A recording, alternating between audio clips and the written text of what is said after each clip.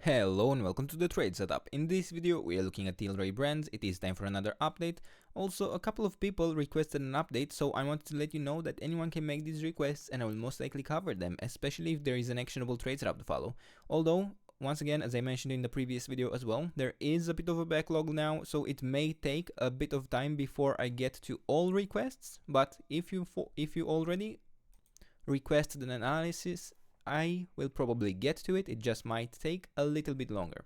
Now, with that said, on this chart we are tracking an overall quite aggressive downtrend. Yeah, this is basically in a lifetime downtrend.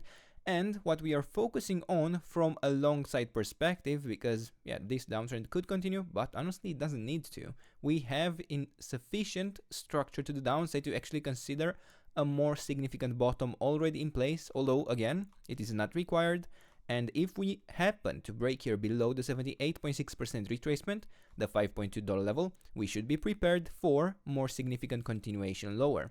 Now, that doesn't mean it will happen in a direct line. We should even be prepared for a potential reversal to the upside, but I would not necessarily be in favor of a larger uptrend forming. Now, with that said, in this area we already have a couple of issues, because as I mentioned in the previous video as well, we didn't manage to form an extension of this wave 3 to the upside. And while it is not invalidated, while it is not impossible for this to be even an impulse within an initial 5-wave move to the upside in a 1, 2, 3, 4, 5, it isn't necessarily as high of a likelihood due to the actual structure that has formed, due to the fact that within this wave 3 we haven't even gotten to the 123.6% extension, where ideally we get to the 138.2% extension. Now that is actually quite concerning from an Elliott wave perspective if you still choose to be tracking this chart for a larger uptrend to be forming, and you also use some fundamental analysis that could be suggestive of a more bullish structure still managing to work out.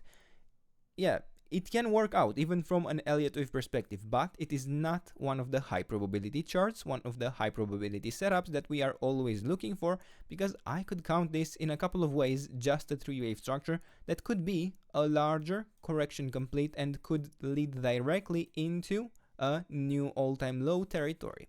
Now, with that said, it is your choice how you choose to actually interpret and use this information from an Elliott wave perspective. Once again, not a very high reliability chart.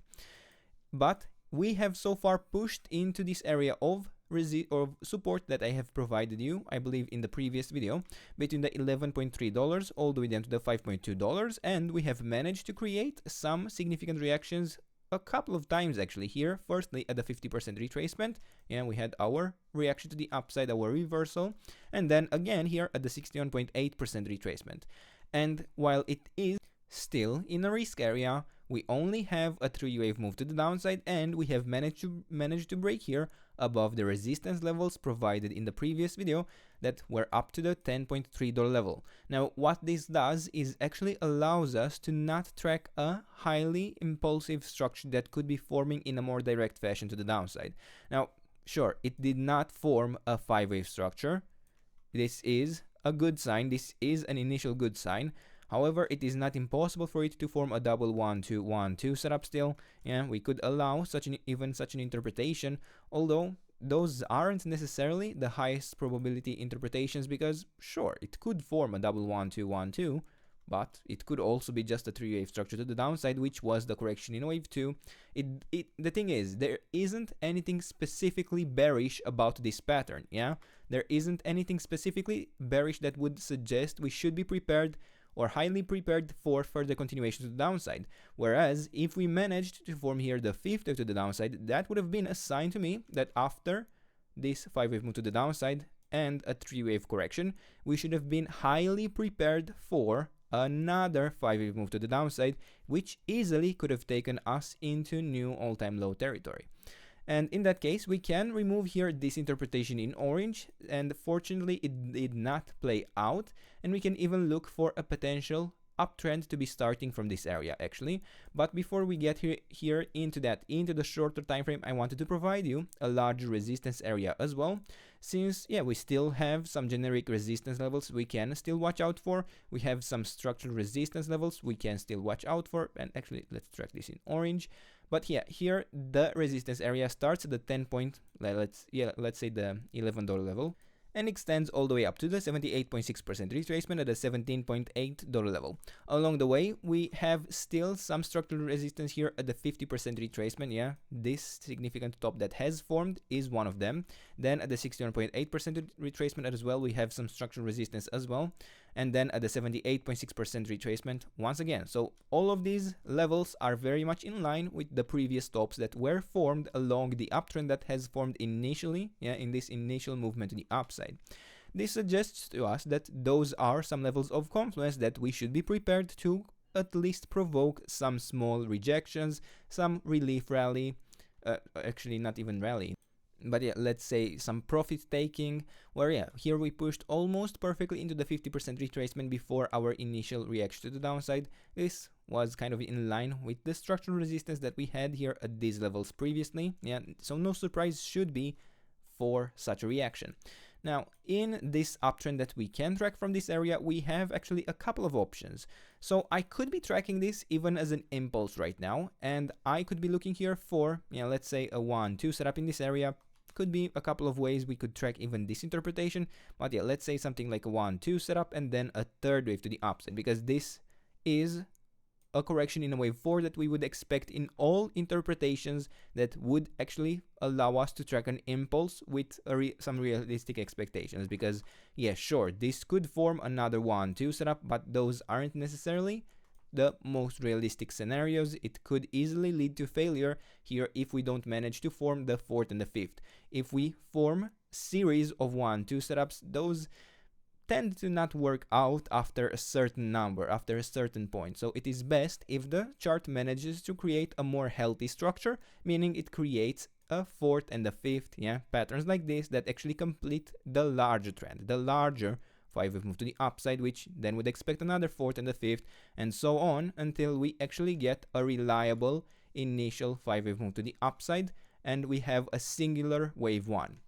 Now in that case, we can track here internally an area of support for a wave 4 at the levels between the $11.3 all the way down to the $10 level at the 50% retracement, where if we break here the 50% retracement, I would still be able again to track a potential impulse in a 1-2 setup, but it would be such a low probability scenario for me that it would not be even on the chart. Yeah, if we break here the 50% retracement, I would not be tracking an impulse in this movement, in this uptrend to the upside, until some more evidence that this would be going on really appears.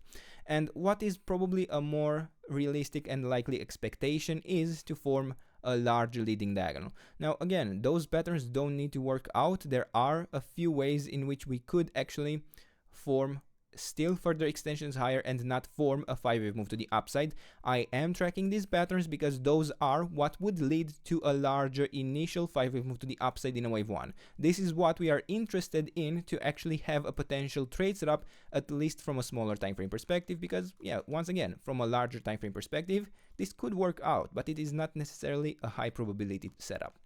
Now with that said, in that case, I would be tracking here probably something like a wave 1 complete, yeah, here initially in this initial move to the upside, a wave 2, and then an ABC structure here in a third wave. This probably lines up better with what we should have our expectations on, and it even allows for a significantly deeper retracement while we are still tracking an active uptrend within this area.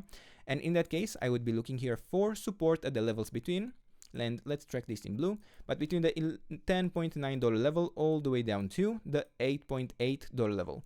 So far, we have not yet touched, we have not quite touched here the area of support in the blue scenario, although right now we don't have much structure going on, and yeah, this correction could easily extend lower into this area of support. In fact, it would probably be preferred.